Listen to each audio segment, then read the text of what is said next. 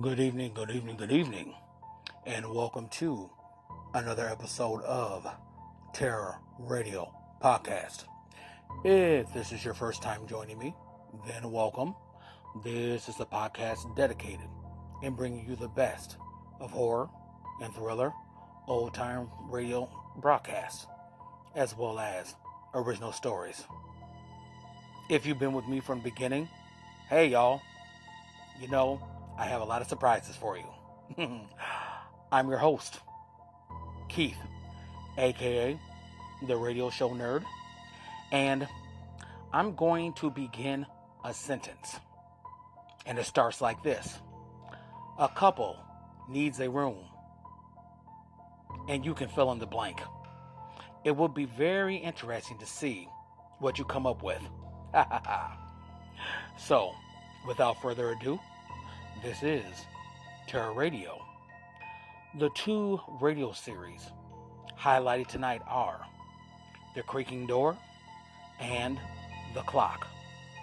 Our first radio play is entitled A Room for the Night, and it was first broadcasted on The Creaking Door, June 22nd, 1964. Following that is the radio play Past or the Present, and it was first broadcasted on The Clock on March 30th, 1947. So, you know the drill. Sit back, turn down the lights, and listen to A Room for the Night, followed by Past or the Present.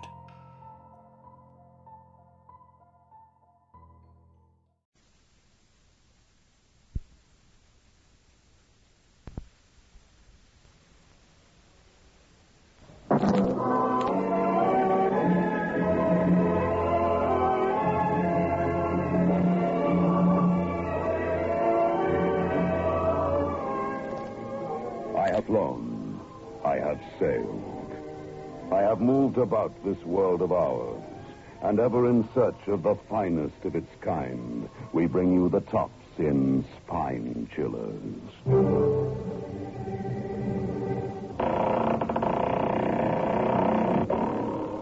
The Creaking Door.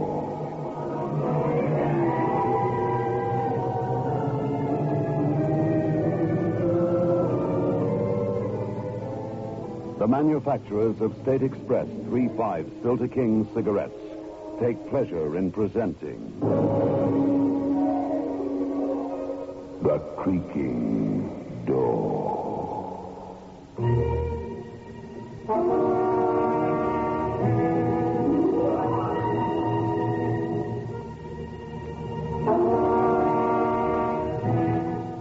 Good evening, friends of The Creaking Door. The creaking door is opening. So do come here. It won't take long. Your visit. No more than half an hour. Of course, it may seem longer. But we promise to return you to where you're sitting now, intact. Except for your sanity.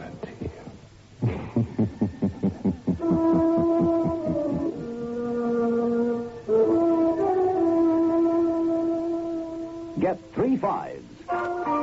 Get the taste. 3/5s by State Express. Get the taste of international success. The taste that's uniquely 3/5s. Only when no expense is spared in its making can a cigarette taste so right, so smooth, so satisfied. 3/5s. Get the taste. The taste that State Express created for you. The taste that has made 3/5s the king-size cigarette of international success. Get 3/5s. Get the taste.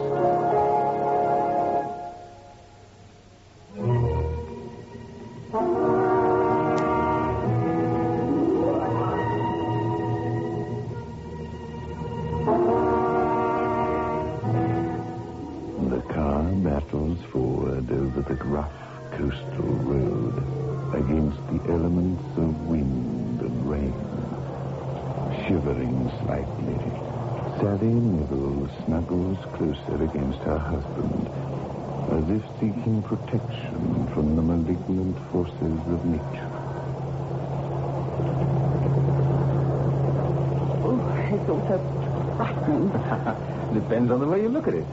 Some would regard those trees with their branches bending against the wind and the rain as a scene filled with dramatic grandeur. Oh, John, you're not writing one of your books now. I'm cold and I'm wet and I'm hungry. What a way to treat one's wife. Oh, I'm sorry, my sweet. The coast road looks so attractive on the map. John, I'm frightened. We could get into a skid or something and go hurtling down that cliff. All right, the next place we come to, we'll see if there's an hotel or something where we can stay the night. Oh, maybe, John. I don't feel like driving another 40-odd miles in this weather. Frankly, neither do I. Well, if you can find somewhere to stay, we'll telephone Jack and tell him to expect us sometime tomorrow. Yeah, it's difficult to see through the windscreen, but I think we're coming to some sort of habitation. Well, let's hope there's an hotel or something. Oh, look, there's a petrol pump. We'll inquire there. Looks like some sort of general store. Look further along, darling. There seems to be a cluster of buildings. Well, let's hope somebody can put us up.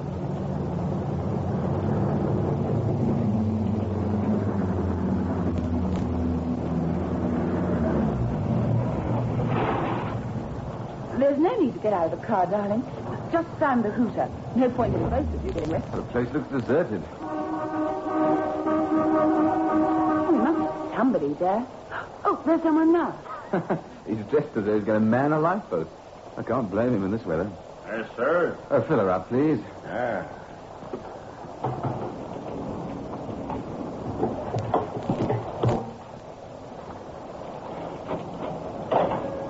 I've been pretty wild today. Reckon this has gone on all night. Going much farther, mister? We're making for Bridgeport. What's the road like? Very bad until you get a Haley. That'd be about 25 miles from here.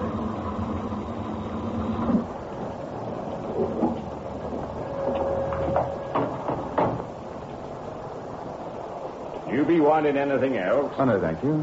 Yeah, I think that's right. That be just right. Thank you. I say, my wife and I are not keen to drive all that distance in this weather. Is there any accommodation in the village? Village? You'd hardly call this place a village. Ain't no hotel or anything, just Muggeridge Arms, and that's a pub. Oh, well, how far is the nearest hotel? Until you get to Coomley, 19 mile away. Oh, no. Well, isn't there anywhere at all? Surely this is a holiday resort in the summer. Not really. Some folks come fishing and the like. Well, there's Cliff Edge. That be let furnished like, but you wouldn't want to stay there. Oh, why? I'm sorry to keep you out in the rain, but... Don't worry about me. This sou'wester keeps me dry. I put you up myself, but we ain't got You no said more... there's a place called Cliff Edge? Oh, it ain't the sort of place I'd like to stay at. Not after what happened. What did happen? They found her, they did. Found her body on the rocks. They say she jumped out of a window. Who owns this furnished house? Oh, Joshua Muggeridge. He's on his small holding, he does. You see, it is you drive along the road called Muggeridge Farm, it be. It's just as you turn at the bend. You want to be careful at that bend in the road, only a few yards from the cliff edge. 200-foot drop it be. Thank you. We'll be careful. Well, now, mister, it ain't none of my business, but I'd drive on to Coomley if I were you. No good keeping your spirits now, is it? I suppose not. Well, thank you. Good night. Good night, you both. Good night. Hope you get fixed up all right. Oh, quite a character. If I put him in one of my books, I'd be accused of overwriting. What did he mean when he said no good gentleman? Oh, you know what these country folk in remote areas are like. I doubt if they've seen these strangers from one month to another. Oh, darling, you're going too far. I can hardly see a thing. There's a sign saying dangerous bend. Careful, darling. I'll be careful. To think we left our warm beds. Oh, there we are, darling. Look, Margaret's Farm, it says. We'll be in front of a nice roaring fire in no time.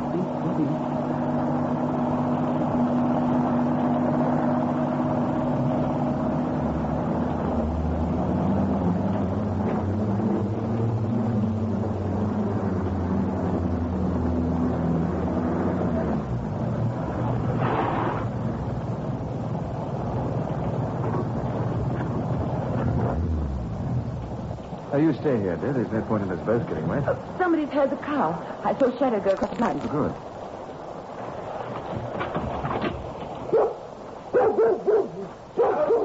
Down. All right, boys. Rufus doesn't like strangers. Won't come any closer. You'd better stick to your business. Well, they told us at the petrol pump that you might be able to give us accommodation for the night. Accommodation here. He said something about a furnished house called Cliff Edge. I see. You've got someone with you in the car. Oh, yes, a young lady. Excuse me, most inhospitable. It's difficult to see in this rain. You stay where you are, and I'll get an umbrella. Won't be a moment. Oh, well, looks as though our troubles are over. Perhaps we ought to drive on to Coombe. Will I ever understand it? Here am I trying to get us food, warmth, and shelter because you've complained of the cold, hunger, and rain, and now you've changed your mind. I can't help thinking of that man at the petrol pump. He certainly had an odd expression on his face when he talked about this cliff edge or whatever it's called. And what did he mean when he said... Here we are. Don't mind Rufus. Now that his inspection is satisfactory, he'll go back to his kennel. He likes these storms no more than we do. Let me help you out, madam. Thank you. I'll come back for you, sir. I'll make a run for it.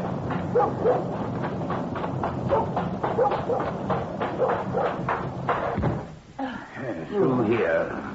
My parlor, I suppose you'd call it. If you'd both kindly be seated, I'll get you a little sustenance. Thank goodness. I thought I was never going to get out of that car. It's been raining consistently ever since we started out. Mind you, it's the time of year for rainstorms. I'm afraid I've very little to offer you. Cup of tea, a glass of wine. Oh, well, if it's not imposing on you, I simply love a cuppa. Then tea it shall be. What about you, Mr. Neville, Don Neville. And this is my wife, Sally. You're Mr. Moggridge, I think it? That's right. Joshua Moggridge. Welcome to my humble home. As you can see, there's very little here. This shack and my few acres of vegetables. Different from the old days when my wife was alive. I'll go and get your tea. Oh, Mr. Moggridge, is that the kitchen through there? Couldn't I make the tea? Oh, it's very kind of you, but there's no electricity in these parts. Do you know how to use one of those newfangled gas cookers? Indeed I do. Oh, no, don't bother to get up. I'm sure I'll find everything, and you two can discuss terms. Charming young woman, Mr. Neville. Been married long. 6 years. Children? Unhappily, no. Well, you're both still young. So you want to stay the night at Cliff Edge? Mind you, when the storm clears, as it will, and the dawn breaks, and the sun seems to come out of the sea, there's no more beautiful spot in the world than Cliff Edge. So you're willing for us to stay the night? At whatever your terms are, of course. I couldn't very well say no, the weather being what it is. You don't seem very keen, Mr. Moggridge. Well, I shouldn't worry unduly if the sheets are... Oh, it isn't that. You'll find plenty of clean sheets and blankets in the cupboards. It's just that... Well, Mr. Neville, although it's my house, there's some malignant influence occupying. Oh, come now. Look, if you don't want us to rent your house... I do, but I think I ought to warn you that... Who's warning who about what? Now, you go on making the tea. There's a good girl. I've got everything ready. I'm just waiting for the water to boil. I was about to tell your husband, Mrs. Neville. Yes? It's almost 3 years to the day. My wife, Jessica, she hadn't been well and insisted on sleeping in the guest room rather than I catch her cold. Ever since we moved into Cliff Edge, we'd heard strange noises, for which there was no reasonable explanation. I'll never forgive myself for allowing Jessica to sleep in the guest room. I woke up in the middle of the night. You may not believe it, but I was awakened by a cold, icy hand touching my forehead.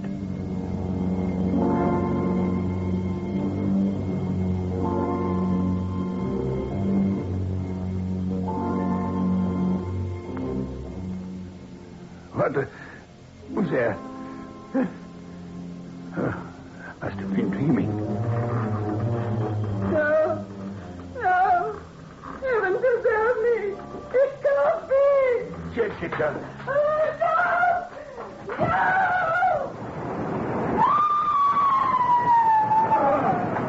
Oh, heaven help us. Jessica!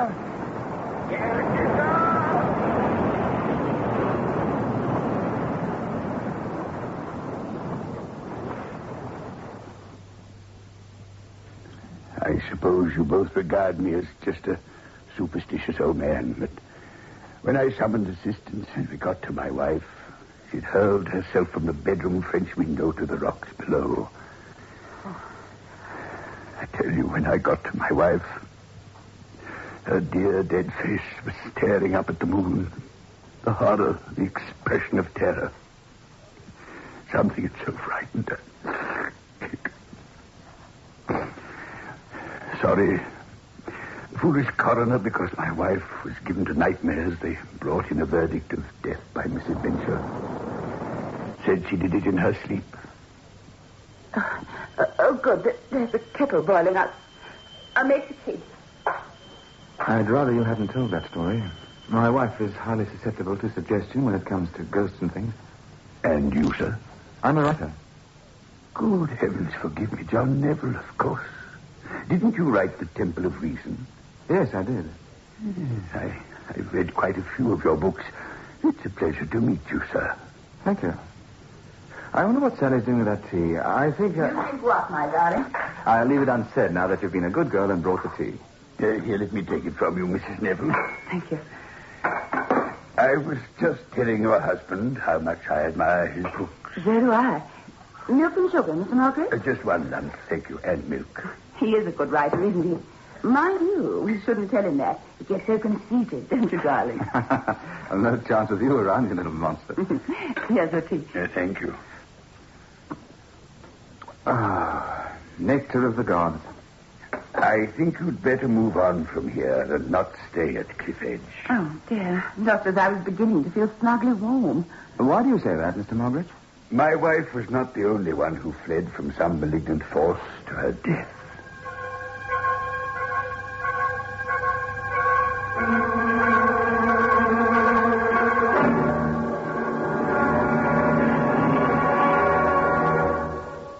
Get 3 fives. Get the taste. 3 fives by State Express. Get the taste of international success. The taste that's uniquely 3 fives. Only when no expense is spared in its making can a cigarette taste so right, so smooth, so satisfying. 3 fives. Get the taste. The taste that State Express created for you. The taste that has made 3 fives the king-size cigarette of international success. Get 3 fives. Get the taste.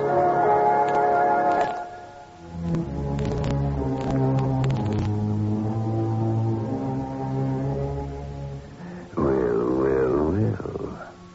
I wonder what Mr. and Mrs. Neville will do now. Will they dare to spend the night at Cliff Edge? I suppose they will, if the spirit moves them. You say there was another death? Unhappily, yes. Until the night of my wife's death, I too scorned what I used to regard as the superstitious nonsense of the uneducated. Yet nothing would have persuaded me to spend another night under that roof. I moved out of Cliff Edge and bought this small holding. As you see, I'm a man of modest means.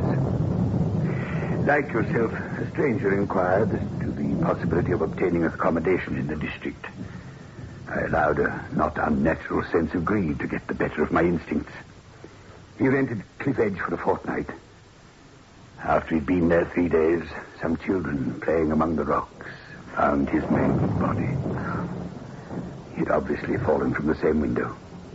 He, too, had a look of horror. Awful. Now, my dear, you understand my reluctance to offer you the shelter of Cliff Edge. What sort of shelter can it be that causes human beings to leap to their death? In your book, Mr. Neville, The Temple of Reason, your hero was a man who exposed a fake religious organization. But had you been through what I have experienced... Yeah, I've just noticed it. The rain has ceased. Then you'll not required to stay at Cliff Edge. Oh, we'd like to very much. The roads will be in a shocking condition after all this rain. If you could tell us where we could buy some food, Oh, there are cooking facilities, I assume? Of course. Darling, don't think me acting like a silly schoolgirl, but I think I'd be too afraid. Oh, nonsense. I'll be there to protect you. Take my advice. However bad the condition of the road, it would be preferable to staying at Cliff Edge. Let me be honest with you. Were the roads tarmac all the way to my brother's house, were the sun shining and my wife and I had not driven so many miles, I would still relish the thought of staying at Cliff Edge. Oh, darling, don't be silly. It's the rudder in him, Mr. Margaret. I think I understand your husband's attitude very well indeed. Shall we go? Will there be room for me in your car? Plenty.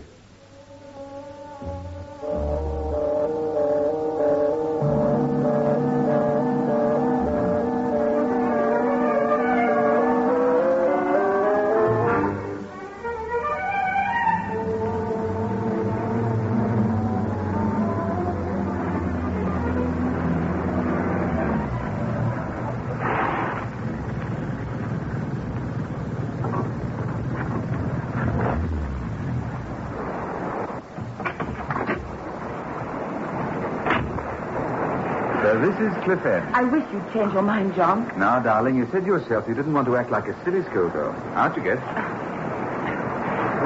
Yeah, the rain has stopped. Everything still looks so dark and bleak and desolate. That's because there's still heavy clouds about and the evening shadows are beginning to fall. Things will look much more cheerful when we've got a fire going and the lights are on. There's so much rust on the lock. It's difficult to open. That's got it. There you are. Oh, thank you. And thank you for letting us have the bacon and the eggs and the milk. You'll find tea and sugar in the canister. Oh, dash it, I forgot to phone Jack. Oh, there's no telephone here, I'm afraid. The nearest telephone is at the Mogridge Arms, about 2 miles on the road. My family owned all this land at one time. It was a rather reckless grandfather who more or less impoverished us all with his gambling. I know what I'll do, dear. As soon as you're snugly in bed, I'll go over to the Arms, telephone Jack, and fraternize with the locals. Ever the writer, Mr. Neville? Yes, Mr. Mogridge. A really professional writer never ceases to be anything else. Everything he sees and hears and does is stored away in his subconscious for future use. Oh, there he goes again, Mr. Margaret, being all literary. If you don't mind, I'll leave you on the doorstep. I took a vow after my wife's death that I would never set foot in this place again, and I never will. Perfectly understandable. Well, I'll call in and see you tomorrow morning to settle up, or would you rather... No. Tomorrow morning will do. You're still determined. I can't dissuade you. Good night, Mr. Mogridge. Good night to you. Oh, it's all so musty in here. Well, of course it is. It's been shut up for so long. It's warm enough to open the windows, so let's let some sanity and air into the place. Come on, love. In we go.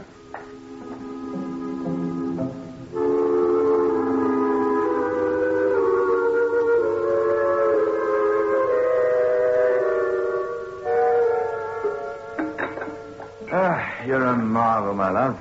You take a prosaic dish like bacon, sausages, and eggs, and you transform it into an Epicurean's delight. Oh, I've eaten enough to burst. You, still worried, darling? I must say that now that the rain has stopped and the moon is out and we've got rid of that musty feeling around the place, I'm feeling a little different. But still a little apprehensive. John, you may be scornful, but the fact remains that 2 people left to their death from this house. You feel safe and secure down here. You don't have a feeling that there are phantoms, poltergeists, malignant forces. Now stop teasing me. It was all so dark before, and that old man... A very interesting character, Mr. Mogridge. Once he heard that I was the author of The Temple of Reason, that I scoffed at the supernatural, he was pretending to dissuade me, to frighten us off. But in his eyes, there was a challenge. And you accepted the challenge. Yes, my love, I did. Are you sorry? Now that the lamps are lit and we're sitting in this cozy room with the fire shining brightly? You're right, darling, as usual. I really couldn't face the rest of that drive. Good, we've allayed your fears.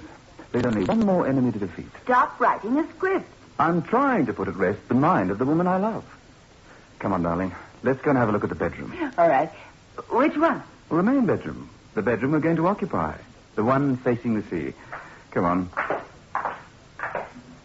It's quite light now that the clouds have disappeared. Oh, there's sure to be a lamp in the bedroom. Oh, let's sleep in the guest room. No, my sweet. We will sleep with the window open and snore to the roar of the sea. Fool. I think this is it. Oh, charming. I like the letter. Oh, yes, the messenger. Oh, what a lovely color scheme. Look at it. Does this suggest something evil? No. She must have had very good taste, Mrs. Moggridge. The way the color of the curtains blend with the carpet and the bedstead. Oh, I suppose that's where they keep the sheets and things. Oh, look, a portable transistor. Music to soothe the savage ghost. Oh, I've got an idea. While you're ferreting out the sheets and things, I'll go up the road, telephone Jack, and drink with the locals. John? Now, don't tell me you're still being influenced by that funny old man. No, I suppose not. All right, darling, I'll get everything shipshape, but don't be long. Promise. Bye-bye, love.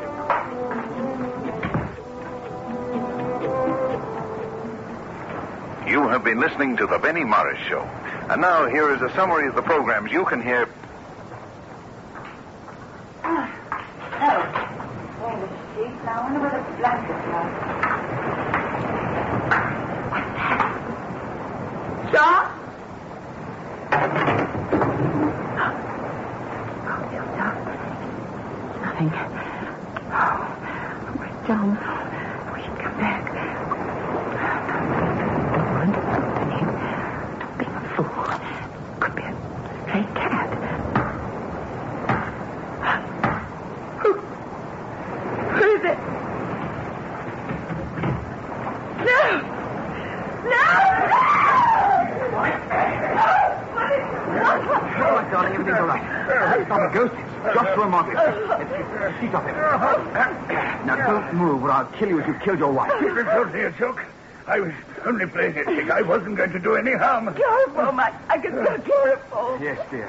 He'd have tried to paralyze you with fear and then chloroform you. Keep still, I'll break your arm. And then he'd have thrown your body through that window, and the sea would have washed all traces of chloroform away. You don't understand. I only wanted to frighten you. You don't understand. You don't understand. Stop him!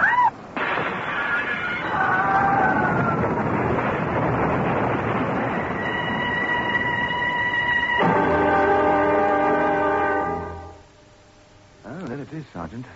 There's the cotton wool he soaked in chloroform. Of course, he was as mad as a March hare. I don't suppose he would have got away with the other two murders were he not a Moggridge and they gave him the benefit of the doubt. Perhaps it's just as well he died the same way as the others. We might have been able to charge him with attempted assault, but we couldn't have proved he'd killed his wife or the man who took the house over. But he didn't mean to tackle both of you, sir, did he? No. I set him a trap, Sergeant.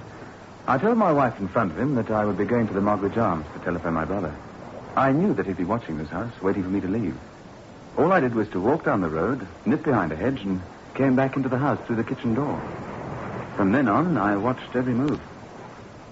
I'm sorry I let you get such a fright, darling. Well, sir, I'll get back to Coombe.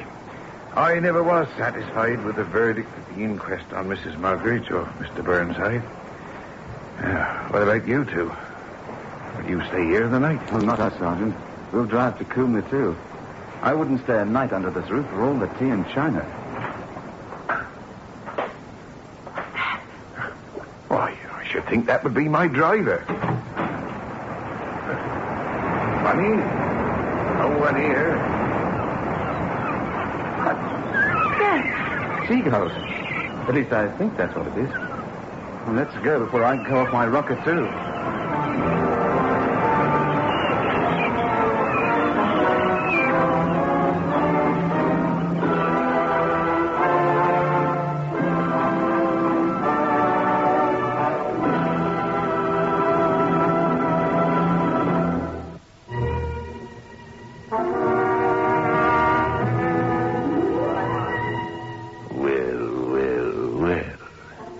One can understand John Neville not wanting to go off his rocker. After all that he and his wife have been through, their only hope for a good night's rest is to rocker themselves to sleep.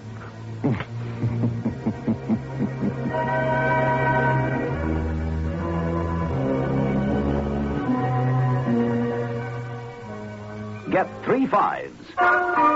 Get the taste. 3 fives by State Express. get the taste of international success. The taste that's uniquely 3-5s. Only when no expense is spared in its making can a cigarette taste so right, so smooth, so satisfying. 3-5s. Get the taste. The taste that State Express created for you. The taste that has made 3-5s the king-size cigarette of international success. Get 3-5s. Get the taste.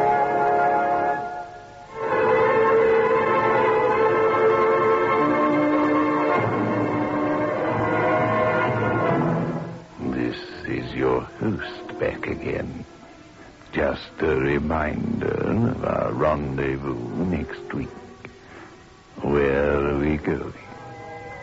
Through the creaking door, of course.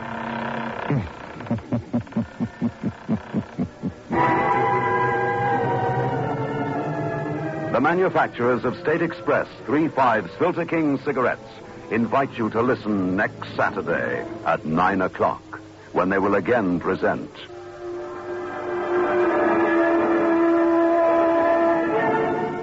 The Creaking Door.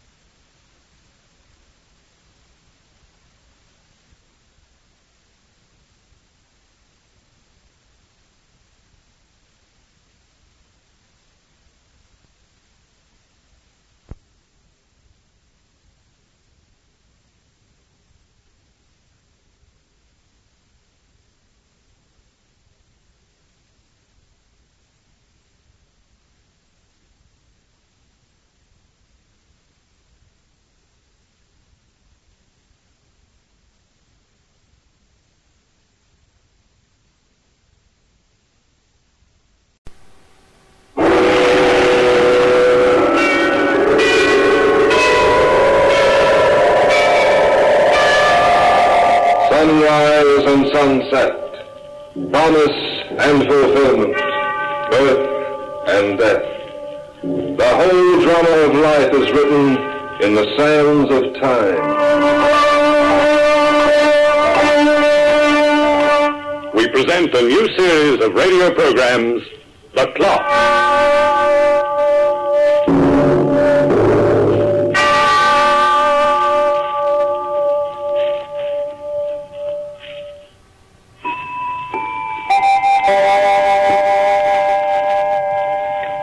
Do you like ghost stories? Do you like to feel the blood run down your spinal column like the mercury on a thermometer that's been plunged into ice-cold water? Throughout the ages, people have enjoyed listening to tales of the supernatural, although few believe the supernatural exists. I was one of those cynics myself until I heard about Kay and Larry Cowling. Now, I'm not so sure. The subject of time has a great deal to do with our preoccupation with ghosts. On one side of the fence, we have the realists. You live your own life on Earth, and you don't return. On the other side, we have the romantics. The people who feel that the past is part of the present. The scoffers make fun of them. They demand proof when a ghost appears, and so far, no one has been able to produce a genuine set of, shall we say, supernatural fingerprints. But tonight, we'll leave the realists with their fingerprints and their hard, cold facts, and lend an ear to a pair of likable young romantics. The story of Kay and Larry Cowling can undoubtedly be explained logically. But that depends, of course, on whether you have a logical turn of mind. Sleep sleepy, darling? No, just relax. Too many cocktails before dinner, I guess. Where are we now? No, not too far from New York. I don't think we ought to drive very late tonight, Larry, especially after those drinks and that big dinner. You're liable to doze off at Now, the I'm wheel. being very careful. I've stayed in New York if we could have gotten a hotel room. I will find some kind of a tourist place along the road. It's awfully woodsy around here, isn't it? Yeah, this whole section is pretty famous in the history books. Revolutionary War stuff. According to the guidebooks, George Washington must have gotten around an awful lot. He seems to have slept in every house around here. Yeah, half the tourist places use that gag to come on for gullible Middle Westerners like us. Wasn't New York wonderful? Oh, boy. I wish we weren't going home so soon. Oh, we can come back sometime. Honeymoon can't last forever, sugar.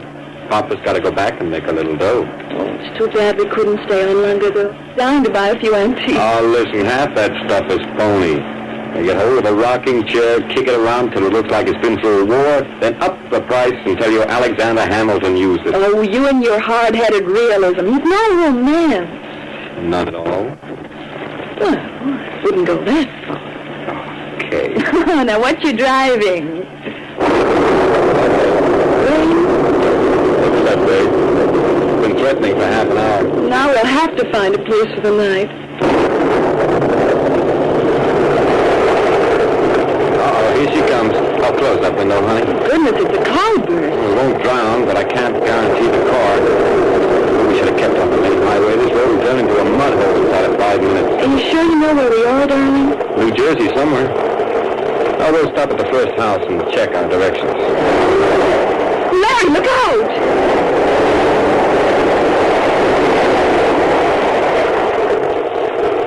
Phew. That was a close one. Oh, now I don't know whether we can get out or not. No, I don't think so. No, we're stuck, Kate. Here? Oh, darling, I didn't pick this spot. Well, we'll try it again.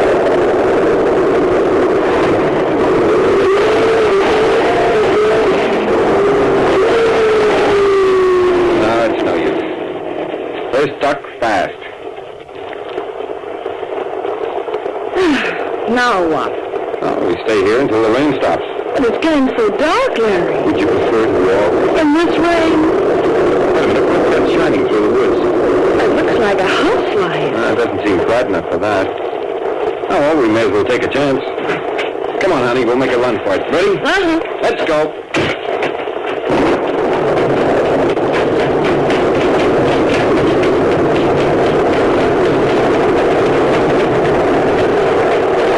That's a house, all right. I can see it now through the trees. Look at it, Larry. A real colonial. The architecture. Hurry, come on. I'm going as fast as I can. Coming down like crazy. We get under this tree, Kay. We'll it up in a minute or so. We try to cross that clearing, we'll get soaked.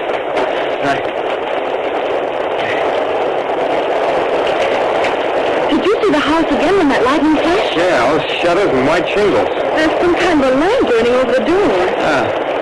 Looks like candlelight from here. This seems so quiet. Oh, there must be someone there if the lights are on. We can't stand here all night, darling. The rain's getting at us even through the trees. Here, pull your coat over your head. Oh, Larry, my head, it fell off. Where is it? I can't see it. Wait a minute. Oh, never mind. The hat's ruined anyhow. Come on, let's make a dash for that porch. Come on.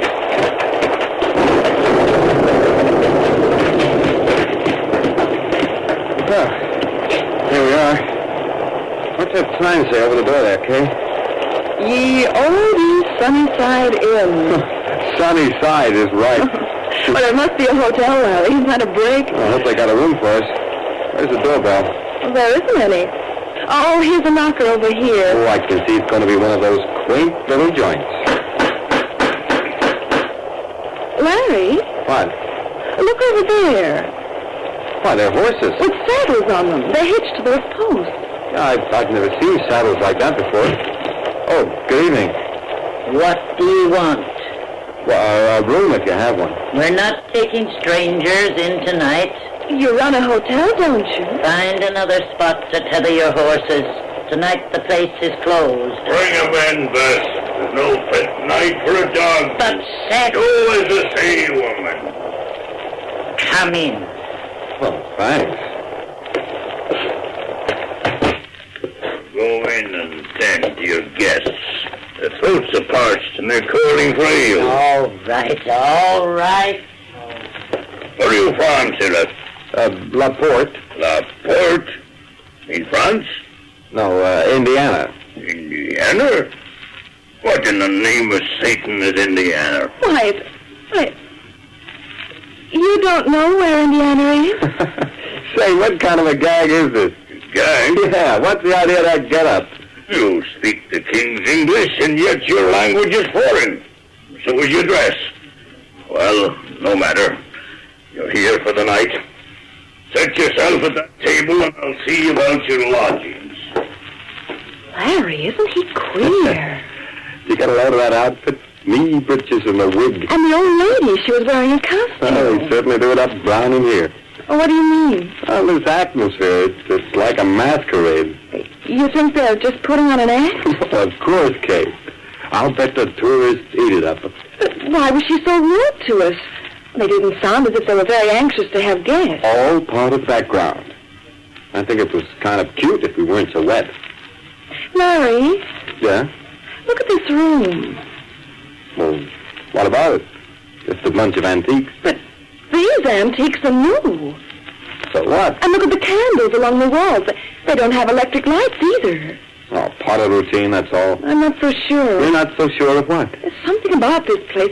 It frightens Oh, now, me. look, don't be silly, honey. Well, look at the guns leaning against the fireplace. Old-fashioned muskets. Decorations, probably. If they're decorations, why aren't they hanging on the wall? Why are they so shiny and new? Search me. Oh, Larry, let's get out of here. No, honey, it's raining cats and dogs. As long as we got a place to stay, let's keep it. May not be able to find another, and that car won't budge. The old woman's coming back again, Larry. I brought you 2 tankards of ale. It'll warm your bones a bit. Ale? Oh, sounds okay. I'd rather have a martini, but ale will do. Martini? Dry. Is this martini fish or fowl? A martini is a drink, lady. Well, thanks for the ale. Boy, this stuff is good. The Hoskins house is noted for its brew. Oh, it's awfully strong. Who knocks? Oh, Your Excellency. has he arrived? Not yet, Your Excellency. Larry, he's dressed like the others. Pray be seated, Your Excellency. I'll tell my husband you're here. Who are these two? Travelers, Your Excellency. We gave them shelter from the rain. I told you to take in no guests. It was Hoskins. Never mind. Let to prepare my quarters. In all haste, Your Excellency. A pretty rough night, isn't it? I don't know you. Oh, my name's Cowling. This is my wife. How do you do? Good evening. And your name? You don't know who I am? I don't believe we've ever met. Met? Well, then. What's he laughing at? I don't know. But the man is rather rude. What was that you said? You heard me. Larry, please don't start anything. Yes. Tell your husband to hold his tongue. If he displeases me, I may have to cut it off. Why, I'll kick your teeth in. Larry! What am I supposed to do, stand for his He's lip? got a pistol in his hand. Well, Hey, you needn't fail. I'm not wasting this bullet on such as you. I'm saving it for a friend. I've never seen a pistol like that before. it looks like a museum piece. Your remarks are as stupid as your countenance. Keep them to yourself. Or this museum piece may make some conversation of its own. Your Excellency, your quarters are ready. Good. And to be called 1 hour before the dawn. Do you understand? Yes, sir. Yes, sir. Well, I'll be a monk, his uncle. What kind of a joint is this, anyway? Larry, I'm afraid. Of what? These clowns? I'm getting a little tired of the act, that's all. But, Larry, maybe they're not putting on an act. What? Well, suppose they're insane. What? The whole silly lot of Well, them? why do they call the tall one Your Excellency? And the way they bow and scrape and talk? Larry, this isn't a musical comedy. There's something wrong. Well, you don't think we've accidentally stumbled into a nut house, do you? Whatever it is, Larry, I don't like it and I want to leave. Where's your handbag? Over here. Come on, let's get out. Hey, I can't open the door. There's a heavy bolt on it. Wait a minute. Maybe I can pry it loose with... Stand where you are, Sarah. Larry, he's pointing a shotgun. Hey, what's the idea? Are you trying to leave? Well, we thought we'd see if we could get our car out of the ditch. Car? Automobile. Your language is the devil's own, and so your garments. Stand away from the door. Stand back, I say. Larry. All right, honey, take it easy. What's the idea of the artillery? This a holdup? You're staying for the night. No one leaves here until the dawn. Don't show your back again, Sarah, unless you'd like both barrels between your shoulder blades. Your ale, Steph. Good. We'll drink to His Excellency. I don't think I want any more ale. It's much too strong for me. We'll drink to His Excellency. Do I make myself clear? Better humor him along, honey. Wait for an opening. To His Excellency. To His Excellency. Oh, boy, this stuff is dynamite. A toast now to Tom, a wise president and a just one. Tom? President of what? Our country, you fool. Oh, but his name isn't Tom. Is your woman being disrespectful, Sarah? Oh, but I... Wait. All right, Mr. Hoskins, we'll make a toast. To the President of the United States. The Right Honorable Thomas Jefferson. But Larry, Jefferson was president in 1804.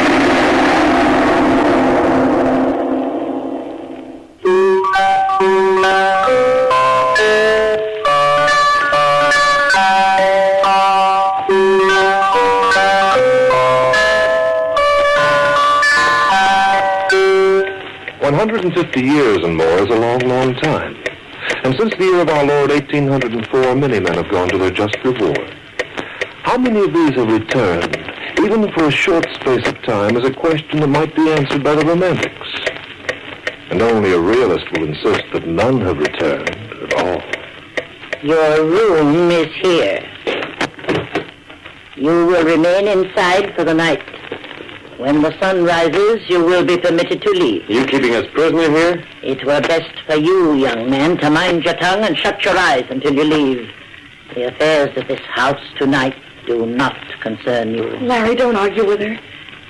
Remember, Hoskins will use his musket if you so much as raise your voice. And when the dawn appears, keep well within this room. Your lives may depend on it. Good even to ye. Sleep well. She's locking us in, Larry. Yeah. Let's see where the window leads to. No, too much of a drop. We'd be taking a chance if we tried to climb down. What do we do, Larry? I don't know what those screwballs are up to, but maybe I can think of a way to get out of here before morning. You know, I'm beginning to change my mind. About what? I'm not so sure they are crazy. You're not? Now, they'll have a stronger effect on you than I thought. The things they say are odd, but there's one way they might make sense. Oh, how? If those people were living in colonial... But they're not. They're living now. This is the 20th century. I'll bet my last $5 we've just met a bunch of refugees from a padded cell. Say, what did you mean if they were living in colonial times? I don't know what I meant. I'm so confused I can't think straight. Well, why don't you try to get some rest, honey? What are you going to do? Well, figure a way out of here. Maybe we better not try. Well, they don't worry me. Oh, it isn't that. No?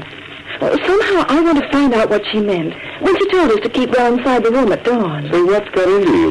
Larry, I have a feeling we're living something that we'll never be able to explain to anyone. Well, I only wish you'd explain it to me. Oh, you don't mean that. No, I wouldn't. Come on, what is it? Kay, tell me. Do you believe in the supernatural?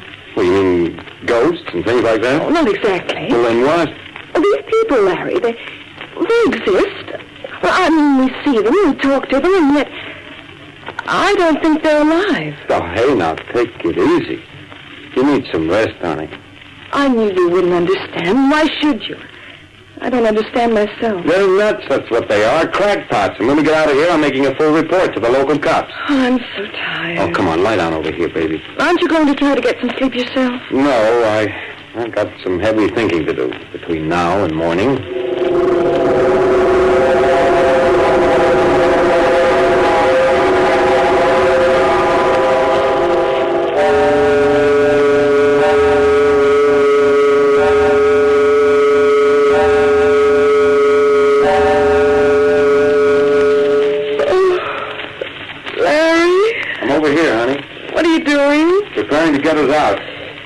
I don't know why I didn't think of this before. I'm going to tear these sheets into strips to make a rope.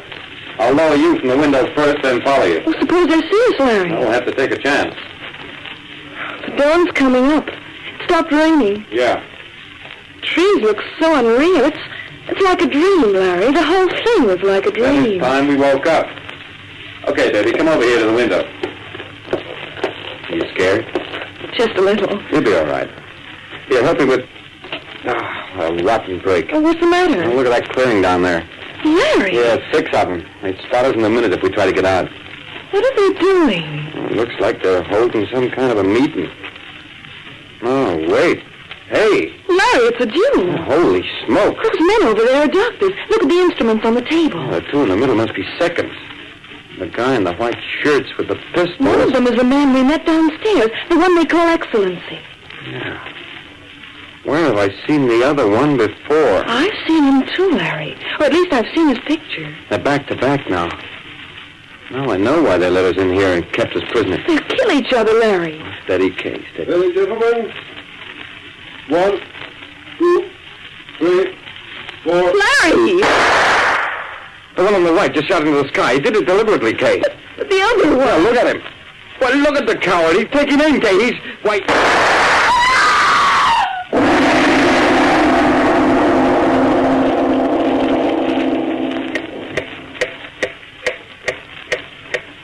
Well, I hope you're enjoying our excursion into the supernatural.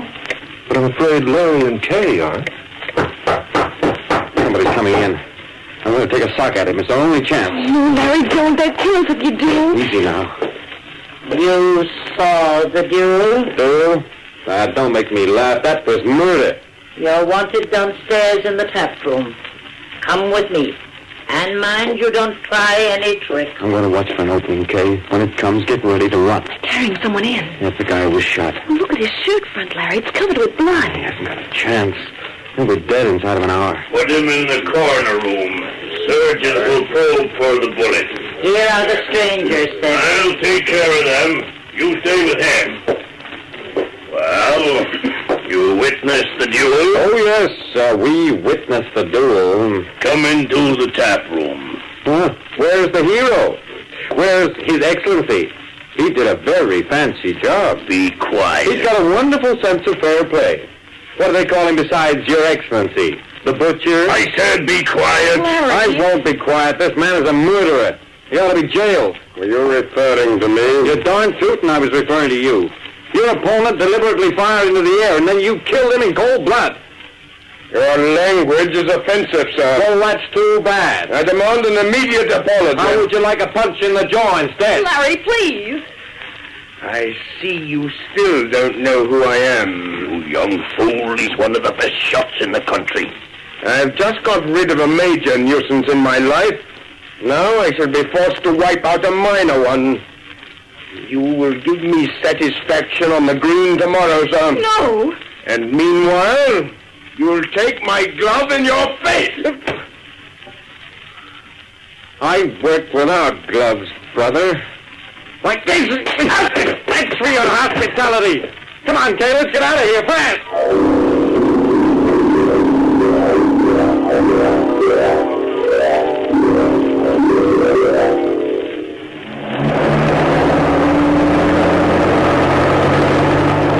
It's the next turn, officer. About half a mile down. We'll reach our car in just a minute. That story of yours isn't straight, mister. You're spending a night in the cooler. I tell you, it happened just as I described it to you. They were all dressed in those funny clothes, and we saw the duel. Yeah, one of them was killed. No question about it. He was hit in the heart. He didn't have a chance. Well, Larry, there's the car. You see, officer, Steve's still stuck in the road.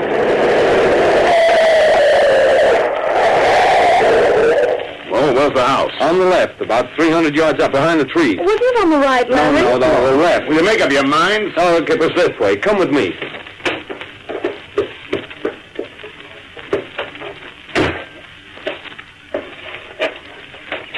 You know, I thought I knew every inch of this country. What kind of a house was it? Well, colonial. Looked brand new. It had just been freshly painted. Well, there was a porch and a garden in the back. What's them branches? They're sharp. Well, that's funny. It wasn't as wild as this last night. We didn't have to go through all this underbrush to reach the house. There was a path here. Yeah, And it was clear behind those trees. You sure we're going right? Well, maybe we're... Oh, Larry, look, my hat. I left it last night, remember? Oh, sure, yeah, look, there it is. Why, we probably can't... Larry. Is that the house you're talking about? Why, it couldn't be. Let's go up. That house is old, officer. The weeds are growing right up to the door. Yeah. Freshly painted, huh? This stump ain't had a paintbrush on it for 100 years. Oh, just look at the inside. It's falling apart. Well, we must have made a mistake. Larry, look at it closely. It could be the same house if it were new. You know, I got a half a mind to yank you Look, in. I tell you, officer, we weren't trying to kid you. I swear we weren't. Did you have any drinks last night? Just one or two. No, one or two, huh? You must be plastered, that's what. This shack's been standing here ever since the Revolution, and nobody's lived in it for 90 years. But I just can't believe that. Here you are, wise guy. You answer this ticket in the county court tomorrow. I ain't sure what the charge is going to be yet, but I'll figure out one by the time you show up. Schoolballs. What does it mean, Kate? I don't know. Could we have dreamed it? Oh, you know we didn't. Maybe we didn't find the right house. Maybe it's off in the woods over there. Larry, no. Huh? Let's not look for it any longer. Oh, you're right. Better leave well enough alone. Well, we may as well start back to town. I'll get a tow truck to pick up the car. Oh, which reminds me, I got enough cash on me. Let's see, 20, 40, 50. Kay. What is it, Larry? You remember the guy who was shot in the duel? Yeah. You said he looked familiar. Oh, take a look at the face on this $10 bill. It's the same man, Larry. Alexander Hamilton. The glove. The one the other man hit you with. There it is on the floor. Say, that's right. It's a gauntlet. And look how old it is. It was new and...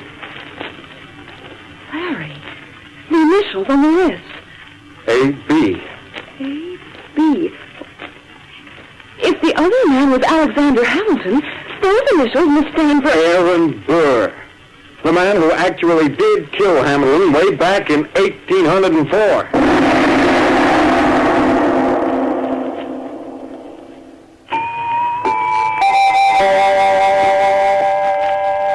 Well, there you are. I give you the story with no apologies and no explanations. The explanations will occur in your minds of their own accord, depending on what side of that fence you're on. A realist might say, for instance, that the Cowlings were rather flighty people, given to rather potent liquids and periodic hallucinations. But then the romantics might retort, where is the proof that it didn't happen?